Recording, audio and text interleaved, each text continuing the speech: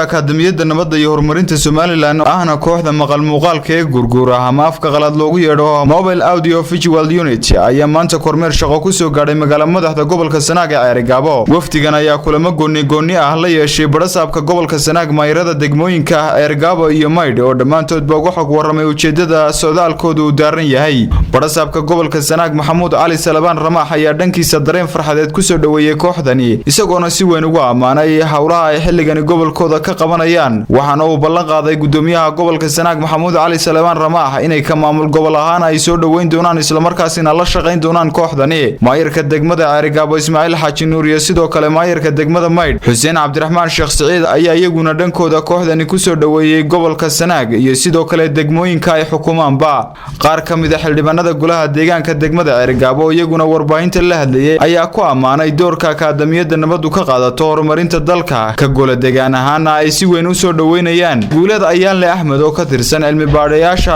akademiyadda nabadda iyo horumarinta Somaliland oo isaguna halkaasi ka hadlay ayaa ka warbixiyay ujeedada socdaalkoodani waxana uu tilmaamay. horta sida lagu admudogsoontiina akademiga nabadda iyo horumarku waxa weeyaan xarun cilmi baadhiseed oo muddo imika dhowr iyo 10 sanadood ah cilmi baadhiska waday wadanka.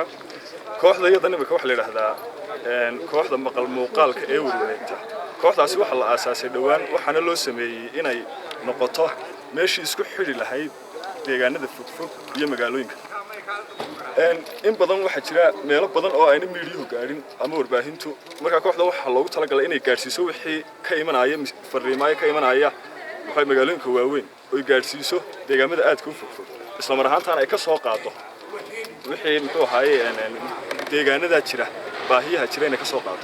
cilmi baadhayaashan ka socda akademiyadda nabadda iyo horumarinta Somaliland ayaa waxa hogaaminaya cilmi baadhe sare Cabdiraxmaan Maxamed Axmed Xarbi waxaana ay kormeer ku sii mari doonaan degmooyinka hoos yimaada degmada Ceerigaabo sida degmooyinka Maydh Garadag iyo Godmo Biyacas.